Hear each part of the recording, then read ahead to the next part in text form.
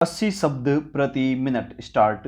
Appellant व दो अन्य को भारतीय दंड संहिता की धारा 341, 307 एवं 302 सपठित धारा 34 के अपराध के लिए अभियोजित किया गया था विराम।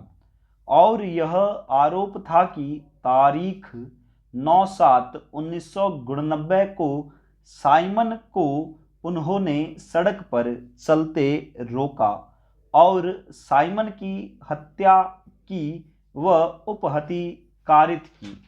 वह वहां से भाग गए।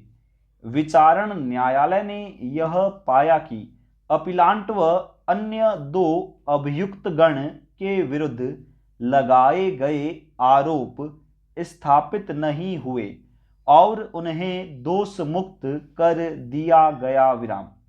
राज्य ने उच्च न्यायालय में अपील की विराम।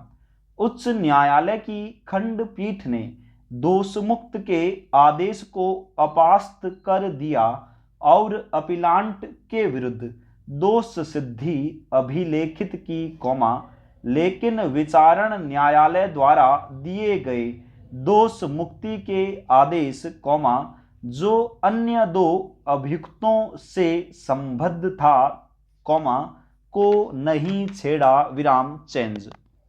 विचारण न्यायालय में, अभियोजन प्रकरण जैसा खोला गया है वह यह कि चोटग्रस्त गवाह और मृतक दोनों दुकान से बीड़ी खरीदने के बाद पश्चिम से पूर्व की ओर अपने अपने घरों की ओर जा रहे थे विराम।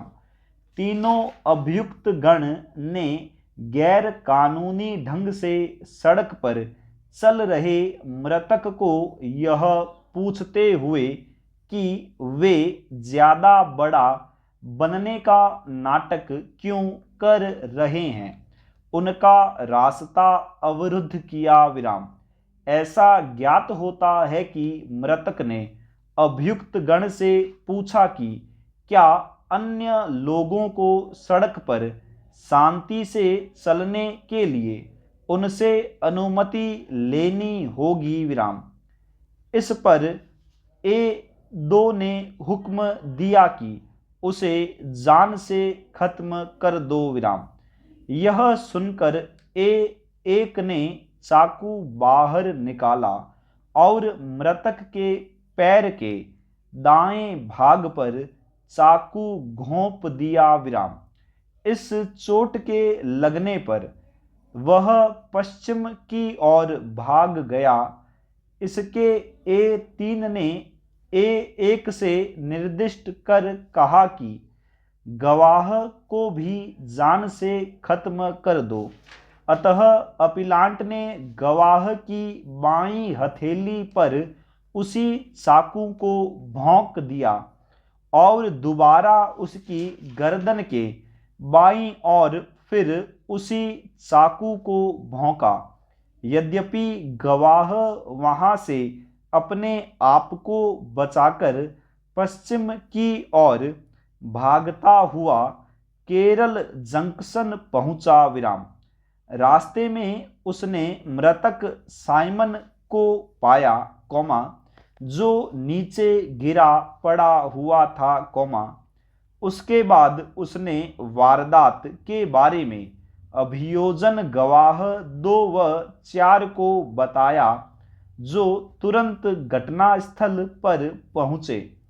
गवाह व मृतक साइमन को सरकारी अस्पताल में एक जीप द्वारा, जो गवाह के स्वामित्व की थी और उसने ही जीप चलाई थी, ले जाया गया था, हालांकि साइमन अस्पताल ले जाते वक्त शाम 7:45 पर उसको लगी चोटों के कारण मृत्यु को प्राप्त हो गया विराम चेंज।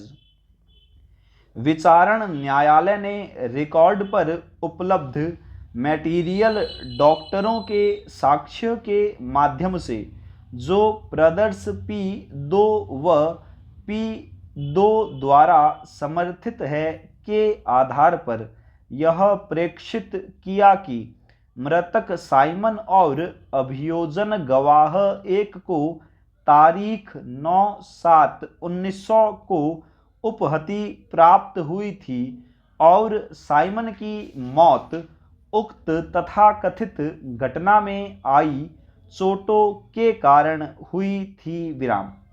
प्रकरण का यह अंश कोई गंभीर विवाद नहीं है। विराम चेंज। अभियोजन का प्रकरण पूर्णतः बैनी अभियोजन गवाह 1 जो चोटग्रस्त गवाह है के साक्ष्य पर आश्रित है। विराम। उसके साक्ष्य के दौरान बैनी अभियोजन गवाह 1 ने तथ्यों का खुलासा किया। पूर्ण विराम।